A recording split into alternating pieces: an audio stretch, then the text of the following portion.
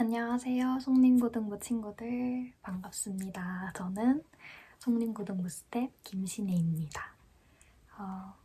어느덧 2월이 됐어요. 그쵸? 지난 1월 한 달간 우리 슬기로운 큐티 생활을 통해서 함께 말씀 묵상을 계속해온 우리 친구들 진짜 너무너무 대견하고 박수를 보냅니다.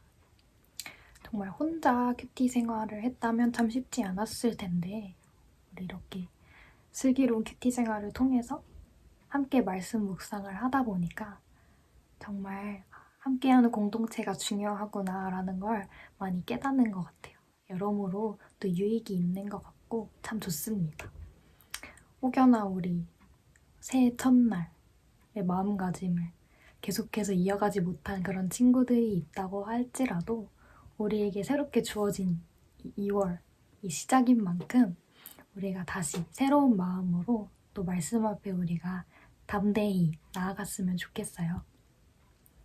또 그러라고 또 새롭게 달을 허락해 주신 거라고 믿고 우리가 말씀 앞에 나아가는 그런 슬기로운 우리들이 되었으면 좋겠습니다. 저도 응원할게요. 오늘 우리가 말씀을 묵상해 보기 전에 성령님께 지혜를 구하는 기도를 하려고 해요. 우리 먼저 기도함으로 큐티를 시작해 보도록 합시다. 제가 기도할게요. 사랑의 하나님 아버지 감사합니다. 오늘 이렇게 슬기로운 큐티 생활에 나아올 수 있도록 우리를 인도하여 주신 건 너무나도 감사드립니다. 참 혼자서 말씀을 묵상하는 것이 너무나도 어려운 줄 압니다. 우리가 이렇게 함께 할 수 있게 주님께서 이 자리를 마련해 주신 건 너무너무 감사합니다. 하나님, 우리는 지혜가 부족하여 말씀을 깨닫는 능력이 없습니다. 오늘 성령님을 통해 우리에게 말씀을 깨달을 수 있는 힘을 주시고 또 그 말씀이 내게 정말 살아 숨쉴 수 있게 하여 주시옵소서. 오늘의 큐티를 통해서 본문 말씀 속에 계신 예수님을 발견하게 하시고 또 내게 주시는 메시지를 깊이 마음에 새기고 또 그것을 기쁨으로 삶으로 살아내게 하여 주시옵소서. 우리 안에 계신 성령님을 통해 그 말씀이 우리의 삶 가운데 온전히 나타날 수 있기를 원합니다. 오늘의 말씀 묵상 가운데 함께해 주실 것을 믿으며 예수님의 이름으로 기도드렸습니다. 아멘.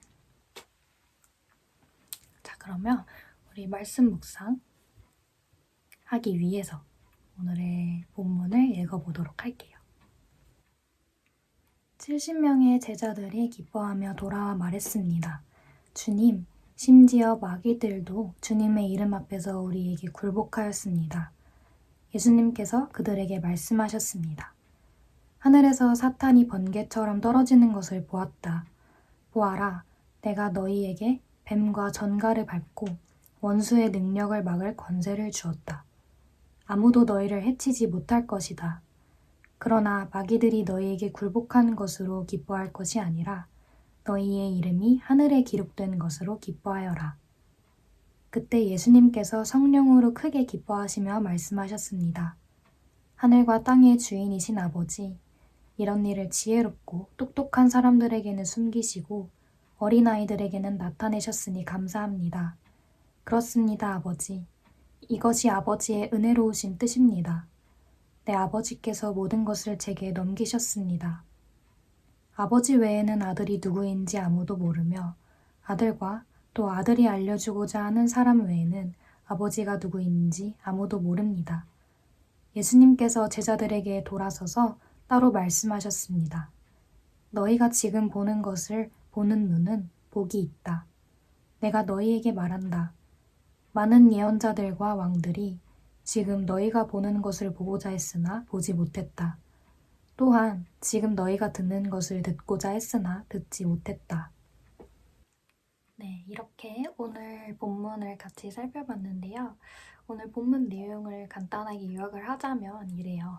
예수님께서 파송을 하셨던 그런 70여 명의 제자들이 막 이런저런 예수님께 받은 능력으로 기적을 베풀기도 하고 또 막 귀신을 내쫓는 그런 여러 가지 일들을 하고 막 들떠서 기쁜 마음으로 돌아오는 그런 장면이에요. 예수님께서는 그런 제자들을 향해서 이렇게 말씀을 하세요. 너희가 기적을 베푼 것에 기뻐하기보다 너희의 이름이 하늘에 새겨진 것에 더 기뻐하라. 그렇게 우리의 어떤 시야를 교정을 해주시는 그런 말씀을 해주세요. 하지만 예수님께서도 그 제자들을 보시면서 되게 기쁘셨어요. 얼마나 기쁘셨겠어요, 사실은. 그 예수님이 주신 능력으로 그들이 말씀을 전하고 기적을 베풀고 그리고 돌아왔는데 사실은 예수님께서 이 제자들을 보내시면서 하신 말씀이 있어요. 내가 어린 양을 이리떼 가운데로 보내는 것 같은 그런 심정이다. 그렇게 말씀을 하실 만큼 사실은 보내시면서도 어떤 걱정되는 그런 마음이 있으셨던 거죠. 또 얼마나 그 걱정되는 마음을 가지고 기도를 많이 하셨겠어요? 그쵸? 그랬는데 이제 다들 기뻐하면서 돌아오니 예수님도 더 기쁘셨겠죠? 예수님께서 그 기쁜 마음을 가지고 하나님께 그렇게 기도를 하세요. 세상에 어떤 권위 있는 자들이나 지식이 있는 자들을 사용하지 않으시고 하나님의 방법대로, 하나님의 방식대로 철부지 어린아이 같은 그런 제자들을 사용하여 주신 것. 그 하나님의 방식을 찬양하며 기뻐하는 기도를 올려드리고요. 그리고 제자들에게 이렇게 말씀을 하세요. 예전에 예언자들이나 왕이 보고 싶었던 그 하나님의 나라, 그들이 보고 싶어도 보지 못했던 그 하나님의 나라를 너희가 보는 것에 감사해라. 그렇게 말씀을 하시죠. 대충 내용을 요약해보면 이렇고요. 우리는 이 내용을 아는 것에서 더 넘어서 우리가 말씀을 깊이 있게 묵상을 해보는 시간을 가지려고 하는데요.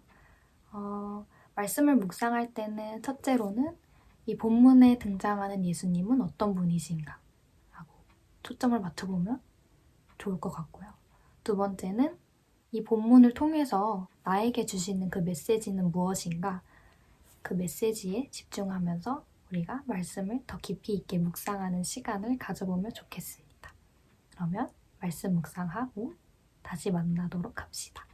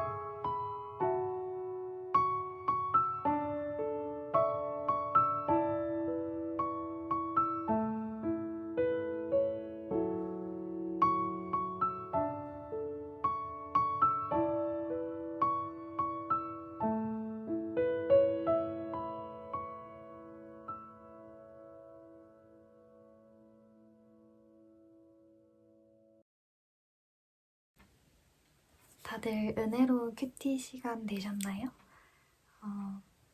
이 본문을 통해서 제가 발견한 예수님과 또 제게 주시는 그 교훈을 함께 나눠보고자 해요. 먼저 저는 성령님으로 말미암아 기뻐하시는 예수님을 발견했어요. 이 본문의 앞쪽에서도 기뻐하는 제자들의 모습이 나오고 또 뒤에서는 기뻐하시는 예수님의 모습이 나오죠. 이 두 기뻐함의 차이가 성령으로 말미암았는지 아닌지를 발견을 했는데요. 물론 제자들이 성령으로 말미암아 기뻐하지 않았다라고 제가 단정을 할 수는 없지만 이 본문에 나온 이 글들만을 놓고 봤을 때 예수님은 성령으로 말미암은 영적인 기쁨을 누리셨고 제자들은 하나님 나라를 전파했음에 기뻐하기보다 뭔가 자기들이 해냈던 기적들, 귀신을 내쫓는 그런 일들에 조금 더 들뜬 마음의 기쁨이 아니었나 싶어요.